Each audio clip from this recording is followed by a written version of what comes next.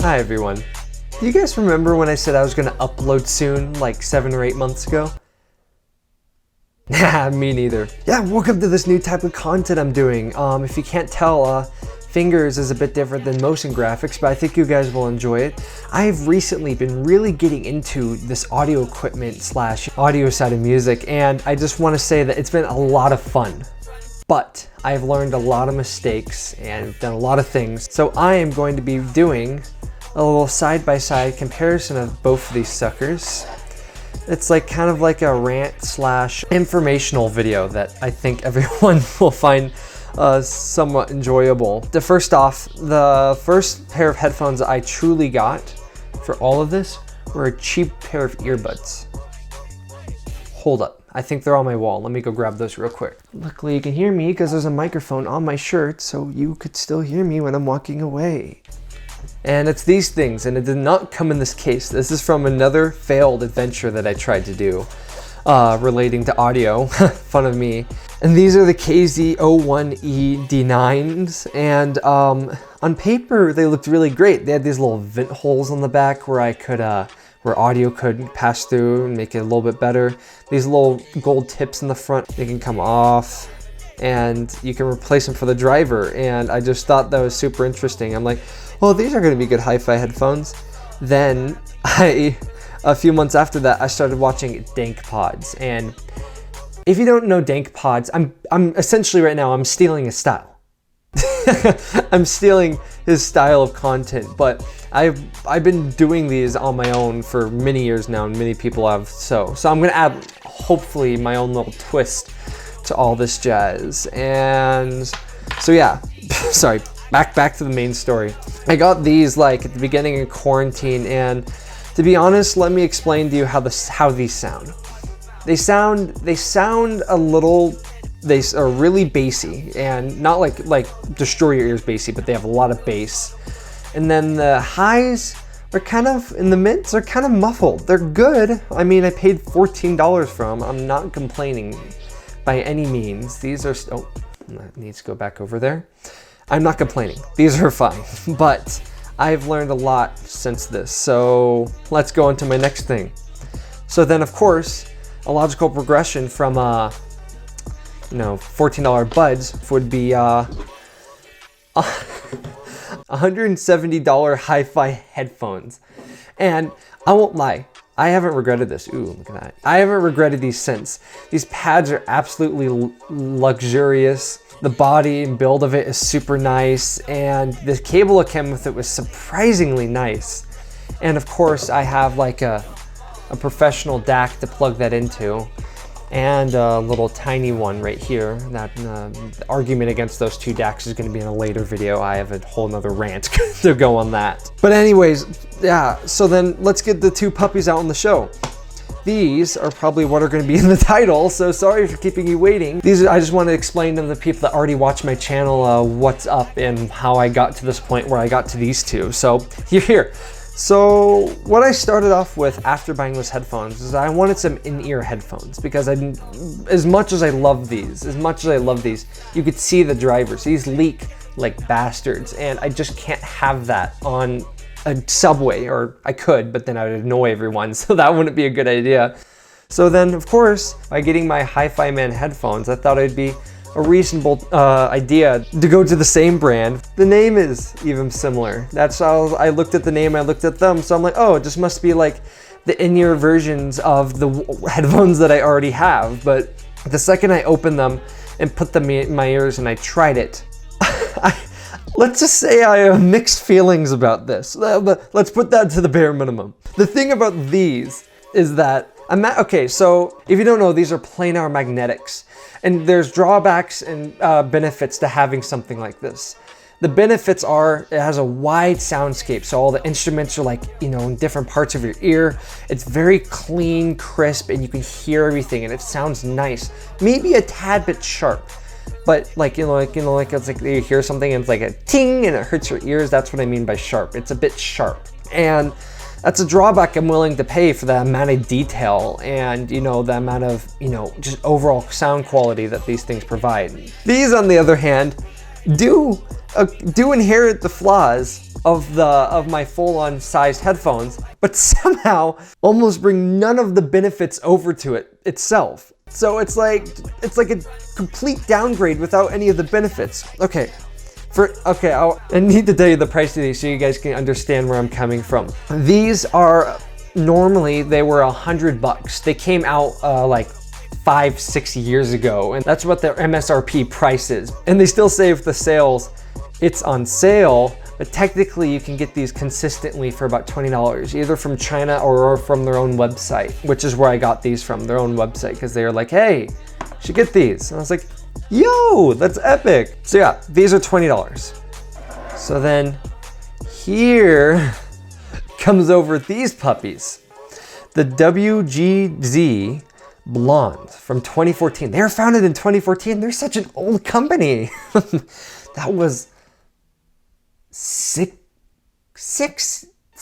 years ago? I swear that was like 2 seconds ago. Anyways, so yeah, I got these, and they're recommended by YouTubers all over, and I was like, okay, I gotta try them. I ordered them from China, and I put them in my ears, and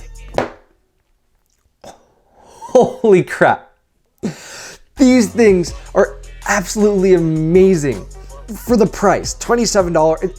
It's hard to explain. Okay, so where these suffered, where it's like not really much bass, really tinny sound, and a lack of like mid detail, it just was kind of like an headphone. It was kind of crisp and clean, but it was missing a lot of what adds, you know, girth to it. Like, imagine, it kind of sounds more like a tin can than a subwoofer, if that makes any sense. It's more tin candy, tinny, but not tinny by any means of cheap, but just kind of like more towards that end.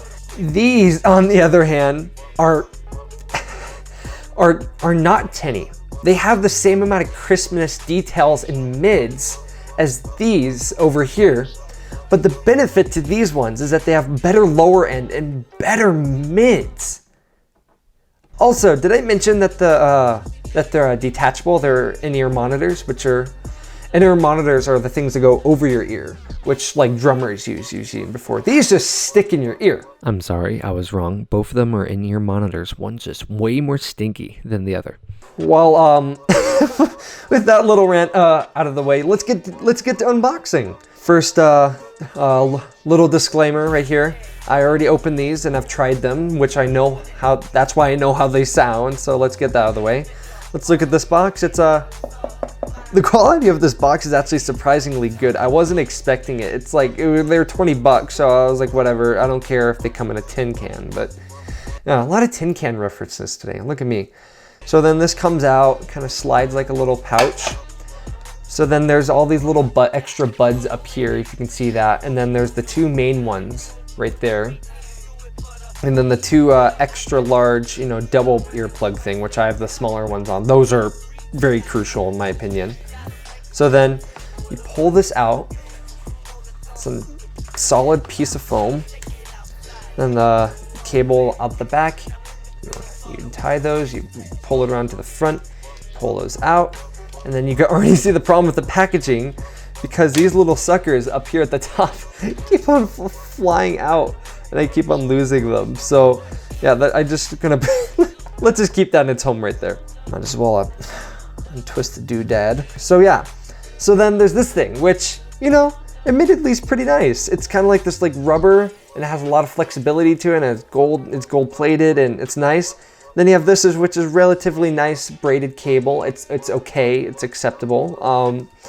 Then you get up all the way up to the splitter, right? It says Hifiman on it. Then you get this, which is the cheapest feeling rubber plastic thin thing I've ever felt on a piece of earbuds. And these were $20, mind you, originally $100.